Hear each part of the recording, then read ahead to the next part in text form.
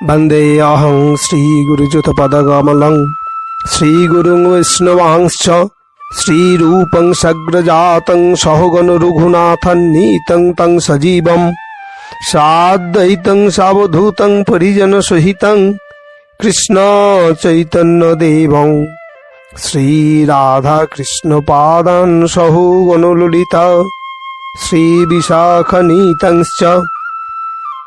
आज আমরা ঠাকুর কানাই প্রভুর চরণে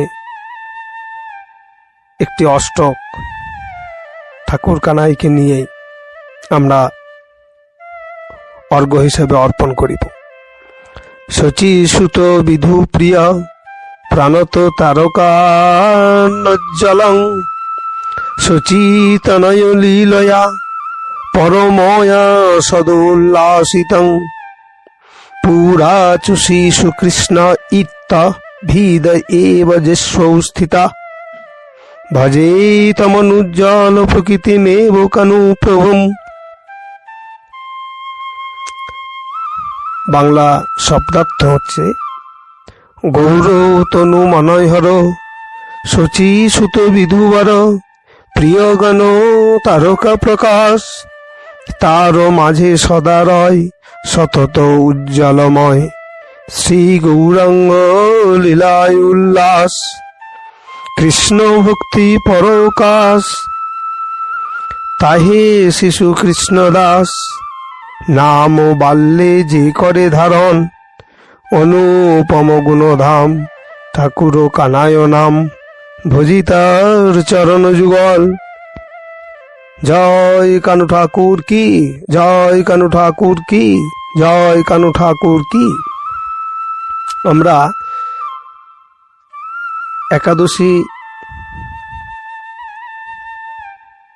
ভগবান গৌরসুন্দরের যে ৬৪ প্রকার সাধন অঙ্গ তার মধ্যে এক হচ্ছে একাদশী ব্রত। এই একাদশী ব্রত মাহাত্ম্য কথা শুনবার আগে আমরা একটু যদি গৌরসুন্দরের কয়েকটি মত এবং পথকে নিয়ে আলোচনা করি, তাহলে আশা করব যে একাদশী ব্রতর মাহাত্ম্য কথার শ্রবণের মাধুর্য অনেকখানি বর্ধিত হইবে। কৃষ্ণ ভুলি সেই জীব অনাদি বহির্মুখ অতএব মায়া তারে দেয় সংসার দুঃখ। গৌরসুন্দর সনাতন গোস্বামীকে এই কথাটি বলিয়াছিলেন যে কৃষ্ণ নামের মধ্যেই অর্থাৎ এই দুইটি বর্ণের সমন্বয়ে যে গঠিত কৃষ্ণ শব্দবন্ধনীটি, ইহা গোবিন্দের স্বরূপ মূর্তি এই দুইটি বর্ণ সমন্বয় শব্দের মধ্যেই বর্তমান আছেন। একমাত্র এই গুণটিকেই জীবের স্বরূপ লক্ষণ বলা হইয়াছে। ভগবানের স্বরূপ মূর্তিরূপ এই নাম অর্থাৎ কৃষ্ণ স্মরণের মধ্যে দিয়েই জীব এই গৌরসুন্দরের যে বৈষ্ণব ধর্মের যে মোট 25টি গুণ আয়ত্ত করতে পারে একমাত্র এই কৃষ্ণ নাম স্মরণের মধ্যে দিয়ে। কেন? জীবের এই স্বরূপ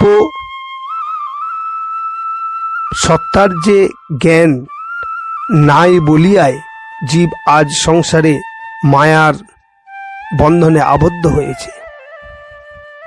তাই আমার গৌরসুন্দর বলেছেন, জীবের স্বরূপ হয় কৃষ্ণের নিত্য দাস, কৃষ্ণের তটস্থ শক্তি ভেদাভেদ প্রকাশ।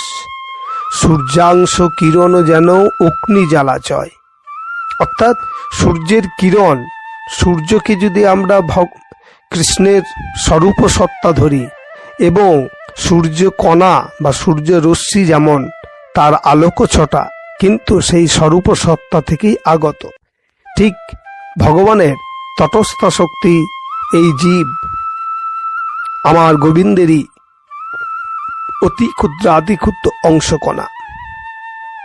তাই এই জীব যদি এই কৃষ্ণ স্বরূপ মূর্তির সম্বন্ধে যদি আমাদের স্বরূপ জ্ঞান যদি থাকে, তবেই সেই জীব এই ভক্তি সাধনের সাধন অঙ্গগুলোকে ঠিকভাবে পালন করিলে ভক্তির সাধন করিতে করিতেই রতি জন্মাবে। রতি সৃষ্টি হলেই অর্থাৎ ভাব জন্মাবে, ভাব সৃষ্টি হইলেই প্রেম প্রাপ্ত হইবে। তাই আমরা যারাই এই সাধন ভজনে আমরা ব্রতী হয়েছি এবং এই ভক্তি সাধনের অঙ্গ হিসাবে যে বিভিন্ন আমরা ব্রত অনুষ্ঠান পালন করে থাকি, সেই সকল জীবের প্রথমেই একদম প্রাথমিক স্তরেই এই সাহজিক জ্ঞান অর্থাৎ আমাদের প্রত্যেকটি জীবের মধ্যেই যে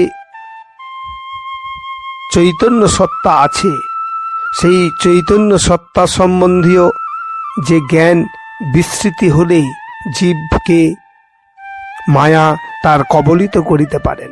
কিন্তু এই জ্ঞান সম্বন্ধে যদি আমাদের প্রত্যেকেই সম্যক ধারণা থাকে, তাহলে আমরা ভক্তি সাধনের বিভিন্ন সাধন অঙ্গকে আশ্রয় করে নির্দিষ্ট লক্ষ্যে পৌঁছতে পারি। এই স্বরূপ জ্ঞান বা স্বরূপ যে সাহজিক জ্ঞান, এইটি 12টি, এই 12টি জ্ঞান আমাদের প্রত্যেকেরই জীবের যারা ভক্তি সাধন করিবার জন্য উদ্যত হয়েছে বা ভক্তি সাধন করিবার জন্য চিন্তা করিতেছে, তাদের এই সাহজিক জ্ঞানগুলি অবশ্যই থাকা বাঞ্ছনীয়। তাই এই 12টি জ্ঞান, সাহজিক জ্ঞান আমি এখানে প্রত্যেকের সামনে তুলে ধরছি। 1, আমি আছি। 2, আমি থাকিব। 3, আমার আনন্দ আছে। 4, আমার আনন্দের একটি বৃহৎ আশ্রম আছে। 5, আমি সেই আশ্রমের নিত্য অনুগত।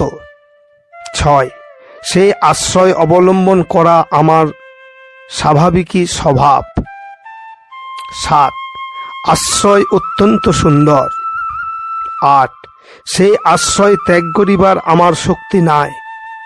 9, আমার বর্তমান অবস্থা অত্যন্ত শোচনীয়।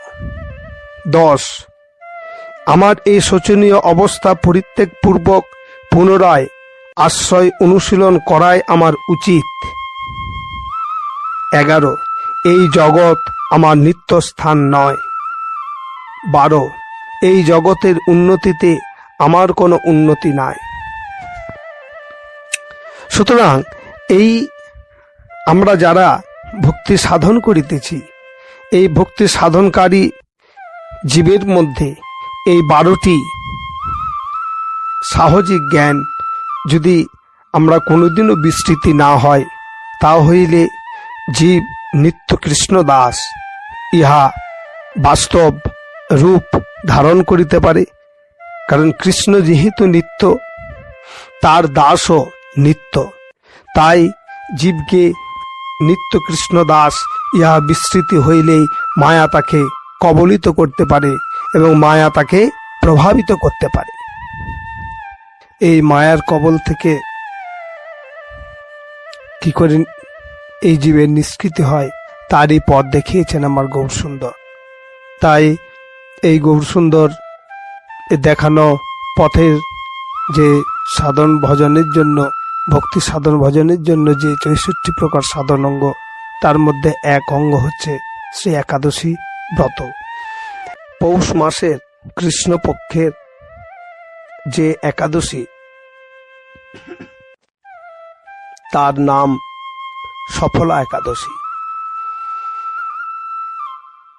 ভগবান শ্রীকৃষ্ণের কাছে এই পৌষ মাসের কৃষ্ণপক্ষের একাদশীর মাহাত্ম্য কথা শুনবার আগ্রহ জন্মাইলে ভগবান শ্রীকৃষ্ণ যুধিষ্ঠিরকে বলিলেন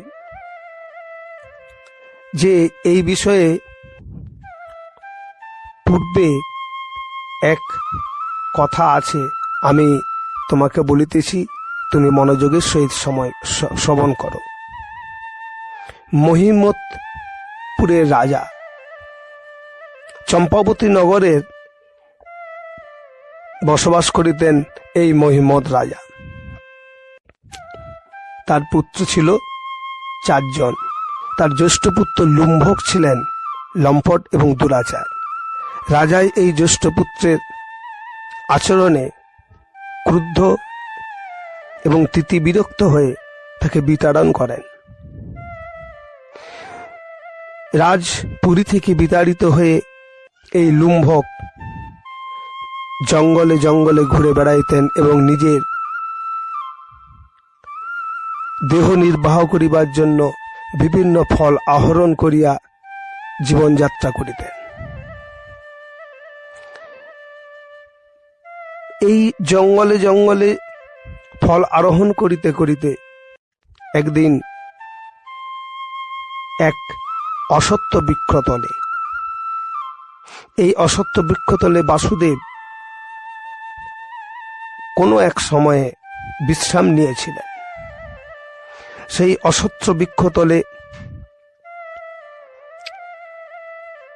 পৌষ মাসের দশমীর দিন দেহ অতিরিক্ত ভ্রমণের ফলে ক্লান্ত এবং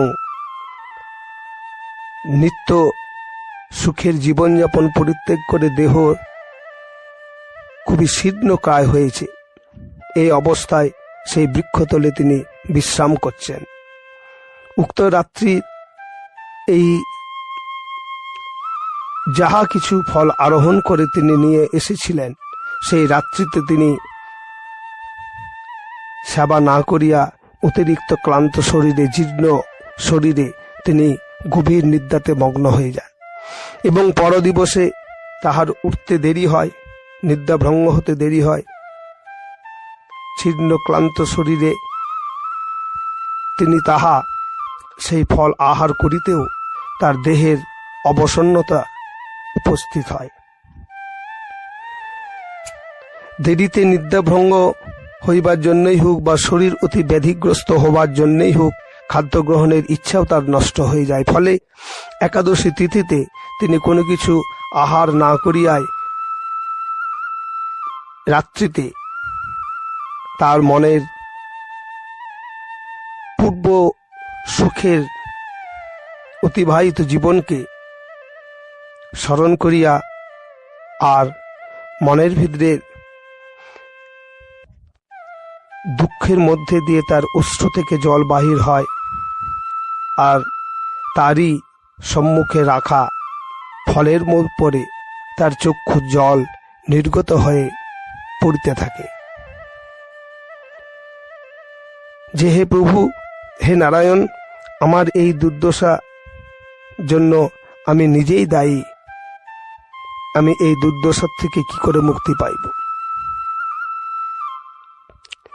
এই অবস্থার মধ্যে শ্রীহরি এই রাত্রি জাগরণ অবস্থাতে তার চোখের জল সেই ফলের উপরে পড়ার জন্য, জ্ঞানতই হোক বা অজ্ঞানতই হোক, শ্রীহরির কৃপাতে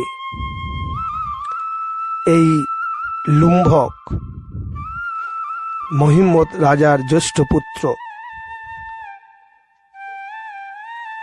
সকল পাপ থেকে মুক্তি পান। এই ভাবে জ্ঞানত এবং অজ্ঞানতই হৃদয় থেকে নারায়ণের নাম স্মরণের দ্বারাই এবং নিজের শরীরের জীর্ণতা এবং ক্লান্তির ফলে আহার না করে, অর্থাৎ উপবাসের সহিত নারায়ণের নাম রাত্রি জাগরণের দ্বারা স্মরণ করার জন্যই আমার শ্রীহরির কৃপাতে সকল পাপ এবং যা কিছু কর্মার্জিত যে কর্মের ফল, তাহাও এক লহমায় বিলুপ্ত হয়ে যায়। লুম্ভক বৈকুণ্ঠ ধামে আশ্রয় পান শ্রীহরির কৃপাতে। অর্থাৎ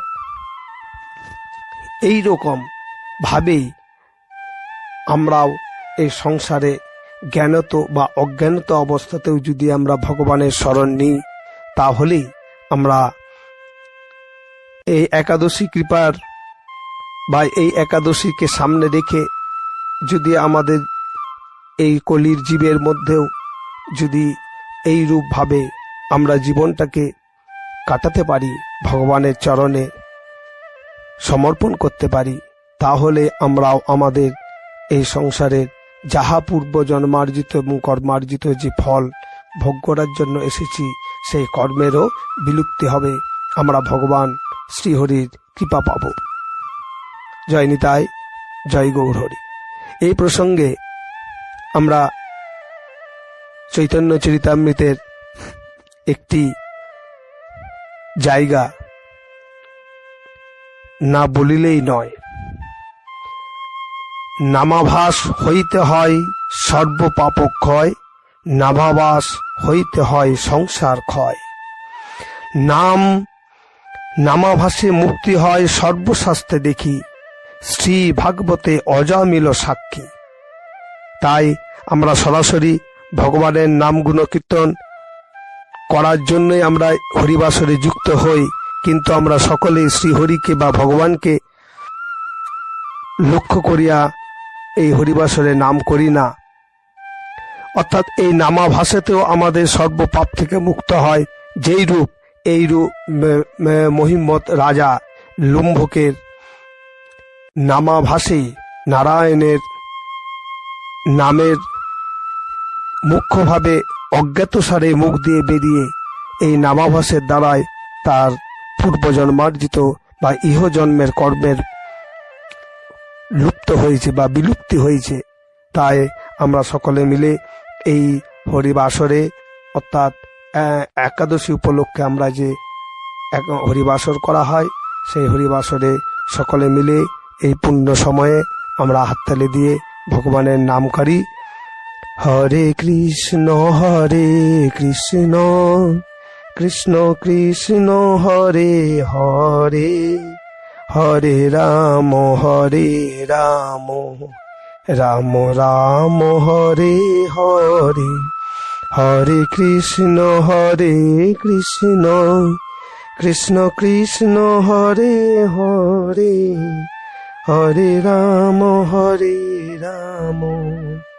রাম রাম হরে হরে।